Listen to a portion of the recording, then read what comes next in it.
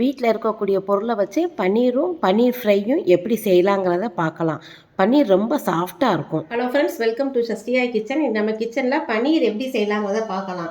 இந்த பன்னீரில் புரதச்சத்து அதிகமாக இருக்குது. நம்ம வீட்டிலேயே ரெடி பண்ணி கொடுத்துட்டோம்னா குழந்தைகளுக்கு நம்ம தேவைப்படாமல் ஸ்நாக்ஸ் மாதிரியும் பண்ணி கொடுத்துக்கலாம். பன்னீர் பட்டர் மசால் பண்ணி கொடுக்கலாம். டேஸ்ட் ரொம்ப நல்லாயிருக்கும். பன்னீரும் ரொம்ப சாஃப்டாக இருக்கும். இதுக்கு நம்ம ரொம்ப பொருள் அதிகமாக எடுக்க போகல. 2 பொருள் தான் எடுக்க போகிறோம். பாலும் எலுமிச்சம்பழமும் எடுத்துருக்குறோம். பால் 1 லிட்டர் பால் எடுத்துருக்குறோம். லெமன் ஒரு 4 ஸ்பூன் தேவைப்படும். உங்களுக்கு நல்லா புழிஞ்சு சாறு எடுத்து வச்சுக்கிடுவோம். இப்போ முதல்ல பாலை நல்லா காய்ச்சுவோம். காய்ச்சினதுக்கப்புறம் நம்ம லெமனை விட்டு புழிஞ்சோம்னா நம்ம பன்னீராக எடுக்கலாம். இப்போ எப்படி செய்யலாங்கிறத பார்க்கலாம்.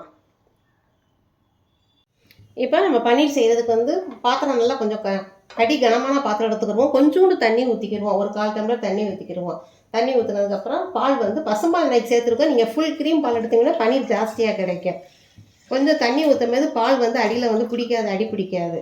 இப்போ இது நல்லா காயட்டும். நல்லா காஞ்சதுக்கப்புறம் நம்ம லெமனை புழிஞ்சு விடலாம். இப்படி கிண்டி விட்டுக்கிட்டே இருக்கலாம். இப்போ பால் நல்லா காஞ்சிருச்சு பாருங்கள். பால் நல்லா பொங்கி வருது பாருங்கள். இந்த பொங்குற நேரம் மீது நம்ம எடுத்து வச்சுருந்த லெமன் ஜூஸு ஒரு பழத்தில் பாதி பழம் தான் புழிஞ்சு வச்சுருக்கோம். தேவைப்பட கொஞ்சம் கொஞ்சமாக ஊற்றுவோம். நல்லா பிரிஞ்சு வர வரைக்கும் நம்ம லெமன் ஜூஸ் சேர்ப்போம். சேர்த்து அடுப்பை கொஞ்சம் குறைச்சி வச்சு அப்படியே கிண்டிக்கிட்டே இருப்போம். நல்லா பிரிஞ்சு வரணும். தண்ணி தனியாக, பன்னீர் தனியாக பிரிஞ்சு வரும். கலர் மாறி வரும். அப்போ நம்ம அடுப்பை ஆஃப் பண்ணிடுவோம்.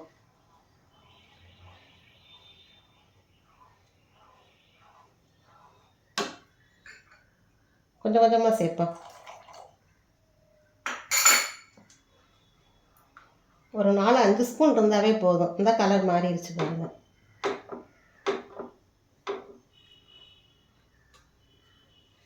தனித்தனியாக பன்னீர் தனியாக பிரிஞ்சு வந்துருச்சு. இப்போ நம்ம அடுப்பு ஆஃப் பண்ணிடலாம். ரொம்ப வேகமாக பண்ணிடலாம்.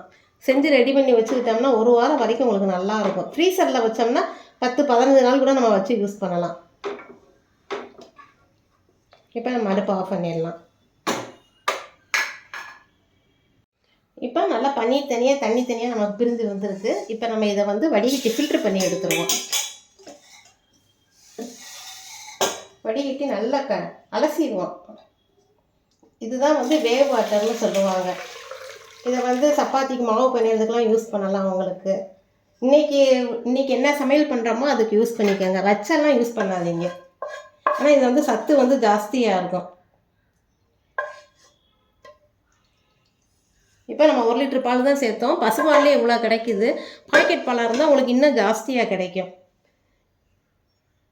இப்போ நம்ம தண்ணி கொஞ்சம் கொஞ்சமாக விட்டு நல்லா அலசிக்கலாம். இந்த லெமன் ஸ்மெல்லாம் இல்லாமல் இருக்கிற மாதிரி அலசிக்கிடுவோம். நல்லா சாஃப்டாக இருக்கும்.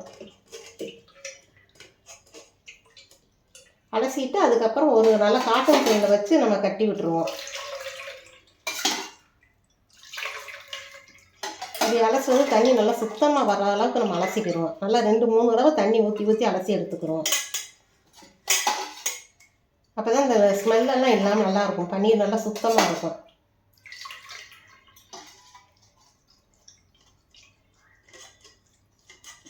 இப்போ இதை ஒரு காட்டன் துணியில் வச்சு நல்லா ஃபில்ட்ரு பண்ணிவிட்டு அப்படியே எடுத்து வைப்போம். நம்ம எடுத்து வச்சுருந்த பன்னீரை இந்த மாதிரி ஒரு காட்டன் துணியில் சேர்த்துருவோம். சேர்த்துட்டு இந்த மாதிரி நல்லா சமதளப்படுத்திட்டு அதுக்கப்புறம் நம்ம அப்படியே கட்டி வச்சிடலாம். ஒரு 2 மணி நேரம் ரெஸ்ட்டில் விட்டுறலாம். அப்போ தான் கொஞ்சம் ஈவனாக வரும். வச்சுட்டு இது மேலே ஒரு தட்டு ஒன்று வச்சுருவோம். இது கொஞ்சம் தண்ணி பூரா அப்படியே வடிஞ்சிடும். இதுக்கு மேலே ஒரு வெயிட்டை தூக்கி வச்சுருவோம். இப்படி வச்சிட்டோம்னா நல்லா டைட்டாக நிமிக்கிறோம். ஒரு 2 மணி நேரம் கழித்து நம்ம அப்படியே பார்க்கலாம். இப்போ 2 மணி நேரம் ஆயிடுச்சு. நம்ம பார்க்கலாம், ஓப்பன் பண்ணி பார்க்கலாம். இந்த வெயிட்டு வச்சுக்கனால நல்லா அப்படியே உங்களுக்கு தண்ணி ஃபுல்லாகவே இழுத்துருக்கும்.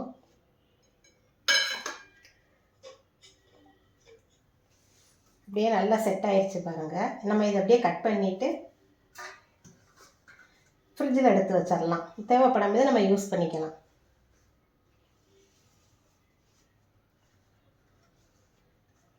இங்கே பாருங்கள் எப்படி இருக்குன்னு பாருங்கள். இப்போ நம்ம கட் பண்ணிடலாம். இதை இப்போ நம்ம தேவைப்படுற அளவுக்கு இந்த பீஸ் கட் பண்ணி எடுத்துக்கிடுவோம். நல்லா சாஃப்டாக இருக்கும் பன்னீர் உங்களுக்கு. ஒரு தடவை நீங்கள் இந்த மாதிரி செஞ்சு பார்த்துட்டிங்கன்னா அப்புறம் ஒவ்வொரு தடவையும் நீங்கள் வீட்டிலேயே செஞ்சு தருவீங்க. நம்ம எப்படியும் பால் வாங்குகிறோம், அந்த பால் வாங்குகிற பாலில் மீதம் இருக்க பாலில் கூட இந்த மாதிரி நீங்கள் பன்னீர் பண்ணி கூட எடுத்து வச்சுக்கோங்க. எடுக்கும்போதே பாருங்கள், இந்த கார்னர்லாம் பாருங்கள் எப்படி நல்லா வந்திருக்குன்னு பாருங்கள் சேஃபு.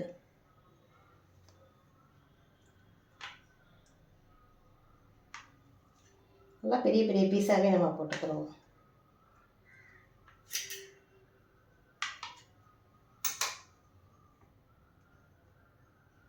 பாருங்கள் எப்படி இருக்குன்னு பாருங்கள், நல்லா சாஃப்டாக இருக்கும் பாருங்கள்.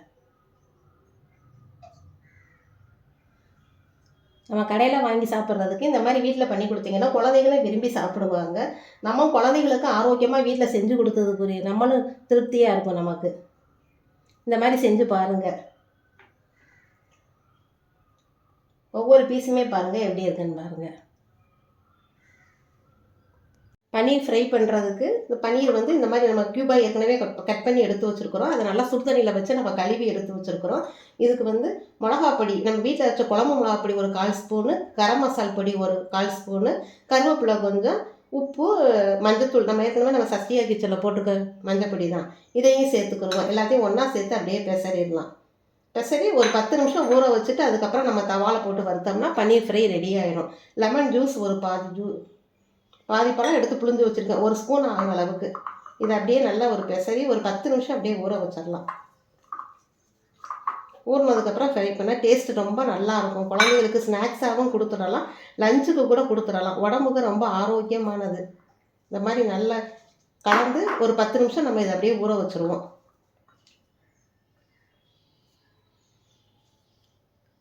10 நிமிஷம் ஆகிருச்சு. நம்ம பன்னீர் வந்து ஃப்ரை பண்ணலாம். அதுக்கு வந்து ஒரு நான்ஸ்டிக் தவா எடுத்துருக்கிறேன். எண்ணெய் சும்மா ஒரு 2 ஸ்பூன் எண்ணெய் சேர்த்திங்கன்னா போதும், ரொம்ப ஊற்ற தேவையில்லை. ஒரு 5 நிமிஷத்தில் நம்ம பண்ணி எடுத்துடலாம். கொஞ்சம் நல்லா எண்ணெய் பரவலை மாதிரி வச்சுட்டு இப்போ ஒவ்வொரு பீஸாக எடுத்து போட்டுருவோம். நான் ஏற்கனவே இஞ்சி பூண்டு பேஸ்ட்டு சேர்க்கறதுக்கு சொல்ல மறந்துட்டேன், அதை சேர்த்துக்கங்க. ஒரு 1/2 ஸ்பூன் சேர்த்துக்கிட்டால் போதும்.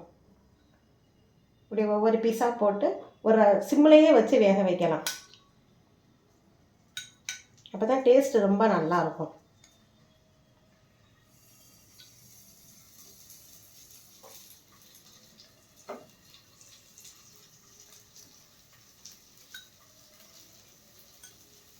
நம்ம எடுத்தது ஒரு 50 கிராம் பன்னீர் எடுத்துருக்குறோம். நீங்கள் ஜாஸ்தியாக கூட செஞ்சுக்கோங்க. அப்போ அந்த மசால் பொடியெலாம் கொஞ்சம் சேர்த்து கூட போட்டுக்கோங்க.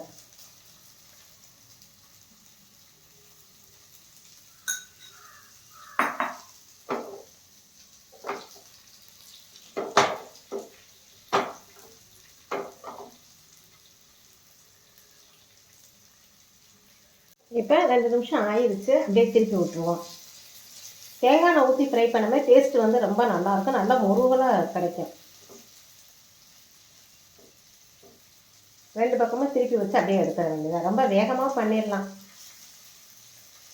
நம்ம வீட்டில் இந்த மாதிரி பன்னீர் எடுத்து நம்ம ஸ்டோர் பண்ணி வச்சுக்கிட்டோம்னா கொஞ்சம் கொஞ்சமாக தேவைப்படுற நேரம் கூட பண்ணி கொடுக்கலாம்.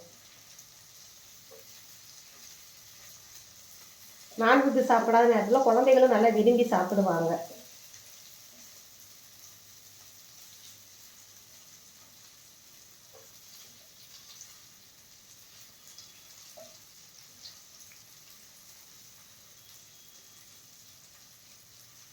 நல்லா 2 பக்கம் நல்லா வெந்துருச்சு பாருங்கள், முறுமுறுன்னு இருக்கும். நம்ம உள்ளே பிச்சு பார்த்தா நல்லா சாஃப்டாக இருக்கும், டேஸ்ட்டு ரொம்ப நல்லாயிருக்கும். நம்ம அப்படியே எடுத்துடலாம், ஒவ்வொரு பீஸாக எடுத்துடலாம். ரொம்ப வேகமாக ரெடி பண்ணிடலாம், டேஸ்ட்டும் ரொம்ப நல்லா இருக்கும்.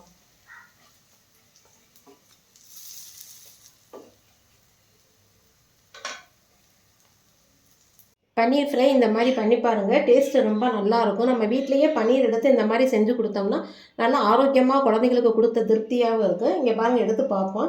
நம்ம வெளியே பார்க்குறதுக்கு நல்லா மொறுமொறுன்னு இருக்கும், உள்ளே பாருங்கள் ரொம்ப சாஃப்டாக இருக்கும் பன்னீர். டேஸ்ட் ரொம்ப நல்லாயிருக்கும். செஞ்சு பாருங்கள். உங்கள் கருத்துக்களை கமெண்ட் பாக்ஸில் தெரியப்படுத்துங்க. உங்களுக்கு இந்த வீடியோ பிடிச்சிருந்தா சஷ்டியா கிச்சனை லைக் பண்ணுங்கள், ஷேர் பண்ணுங்கள், சப்ஸ்கிரைப் பண்ணுங்கள். Okay, by.